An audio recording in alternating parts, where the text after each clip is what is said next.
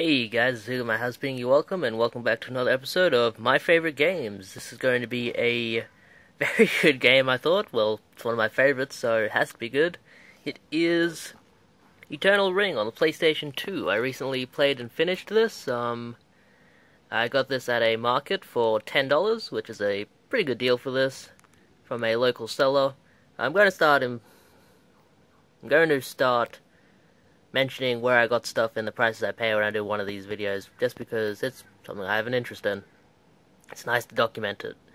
But this is a very early release PlayStation 2 game. It actually was one of the first PlayStation 2 games released, and it is a first-person dungeon crawler of sorts. If you've ever played an Elder Scrolls game, it's a little bit like that. It's a lot more like Kingsfield.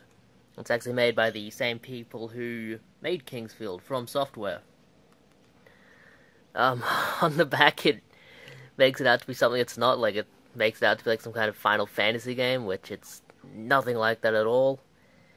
You play as a character named Kane Morgan, who gets taken to this... what's the name of the place?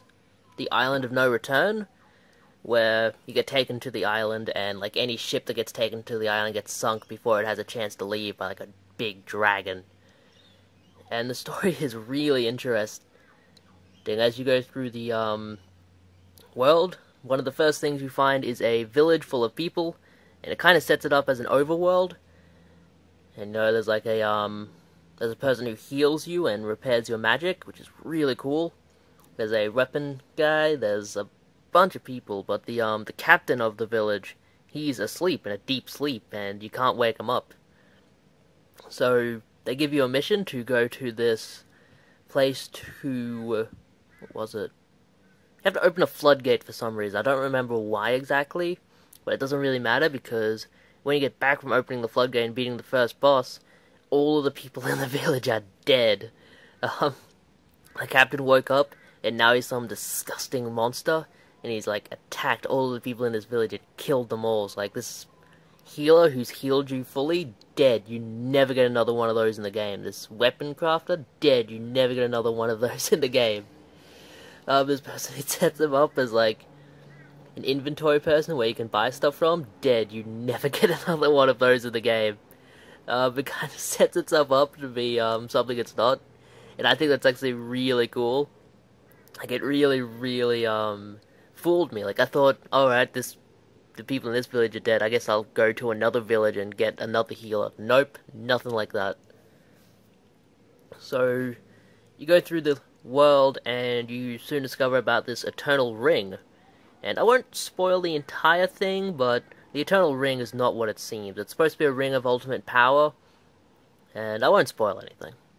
But you meet a bunch of characters, you find out that the big monsters on the island, like the dragons, they're actually people. Like, they came into contact with the Eternal Ring and got turned into these hideous monsters.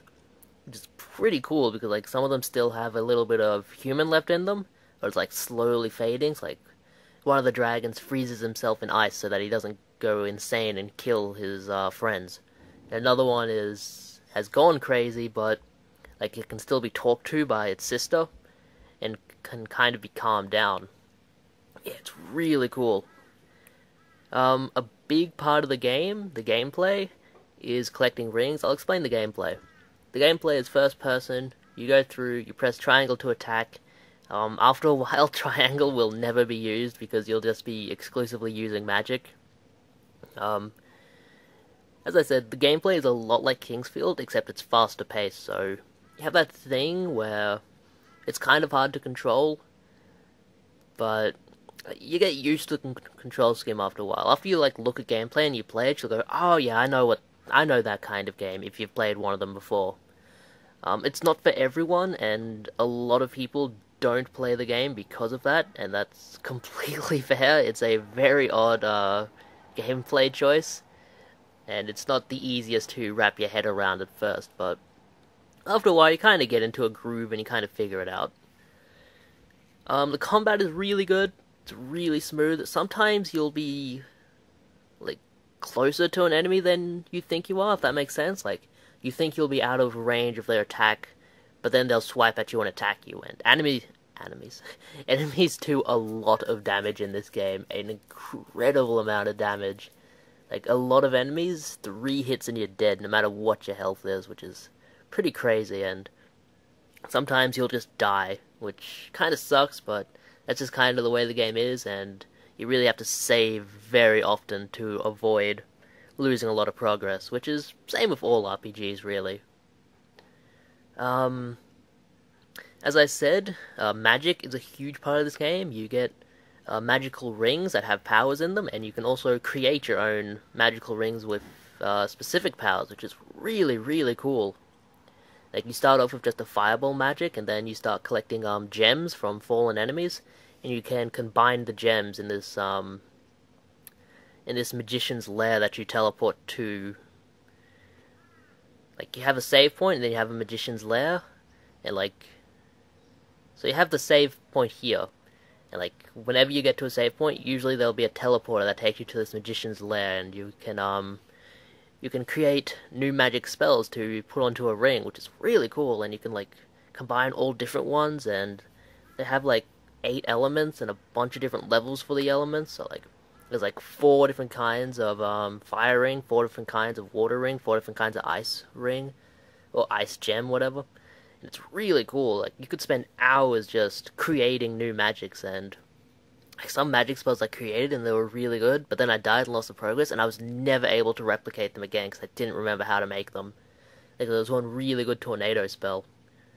But yeah, after a while you're going to stop using your sword a whole lot, unless you're really close to an enemy and just need to create some distance, or get an extra hit in, and just switch over to magic, because the weapons in this, they're not completely useless, but after a while, magic just becomes way better. At the beginning of the game, your sword is a lot better than your magic, but then as you go along and create new magic, and you create rings to make certain magics better, your magic just becomes incredibly powerful. And there was this one boss, it was a dragon, it was a wind dragon, I think, and I was using a fireball spell at first, plus my sword, and it was taking, I was whittling away this thing for half an hour, then it killed me in one hit, and I was like, man, fuck that. So I went into the ring creation level, Magician's Lair, and I just created some new rings and went back and tried again, and I created this really powerful fire ring called Fiery Inferno, and then I created another ring that boosts my fire magic, and then I went in and I killed the thing in 4 hits with this new spell. There's a lot of that, which is really cool. Yeah, you can't just go through and try and hit every enemy until they die, you're not going to finish the game.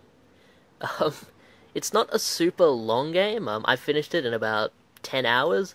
Hooked Online, a lot of people seem to finish it in 25, but that must be a completionist playthrough, because there are a lot of secrets in the game. I only found a couple, but you don't need to find all of the secrets to really do well. It's not like Kingsfield where you have to check every single wall. I actually didn't find a single openable wall in this game, so that's just something to throw out there. I'm not saying there aren't any, I just didn't find any. Unfortunately, if you want to play this game, there aren't as many FAQs online, or walkthroughs, as there are for a lot of other RPGs. This one is kind of obscure, I guess. But it's a really good game. The music in it is pretty good too. I really like the music. It's just this kind of peaceful thing, and then when you enter a boss battle, it becomes epic. Kind of normal for an RPG, but it's still pretty good. I don't think this is really hard to find. You can probably get a copy for $20 online. And if you dig your first-person RPGs, like your Elder Scrolls and that, I think you'll enjoy this game, so yeah, definitely check it out. I got my copy complete, in great condition, and this is definitely going on my good game shelf, which I have not added to in a very long time, but this is a more than worthy acquisition. Yeah, it's not super hard. There are some areas where it's really difficult until you kind of figure out the game. It's a little bit like Dark Souls in that way, where you got to figure out what you're doing, and then the game just kind of clicks, and it becomes a lot easier. Once you figure out that you shouldn't be using your sword, and you should be relying on magic a little bit, it becomes really easy, and you kind of figure that out after a while, because you get a lot more magic gem drops that like increase your magic. So it's like, all right, I'll just switch over to magic for a bit, see how it's going, and then you'll do really well with magic, and you'll be like, oh yeah, man, why wasn't I doing this before? Yeah, the enemy variety is crazy. There are so many different kinds of enemies, and there are these really tough enemies in this one level where like you're in a forest and there are these like velociraptors with swords attacking you. Like the enemy design is really really creative. You have like clay golems straight out of like Jewish folklore, or folklore, the Jewish religion. Like there are a lot of crazy cool enemies, and the bosses are really good. It's not like Dark Souls where it's like strewn with bosses. There are like bosses everywhere. There are like 5 bosses in the game that I found. So not an incredible amount. They're not super hard either once you figure out what to do. You can circle strafe most of them and you won't get hit. The final boss takes a little bit more strategy than that, as does the Wind Dragon and a couple of the others. But yeah, definitely check this game out. If you have it in your collection, you really should sit down and give it a go. If not, definitely seek it out. It's not super expensive, and it's not going to be a game for everyone, but it is going to be a game that some people really, really appreciate and enjoy. So, yeah, that's all for now. This is Sig at my house, and this is one of my favorite games.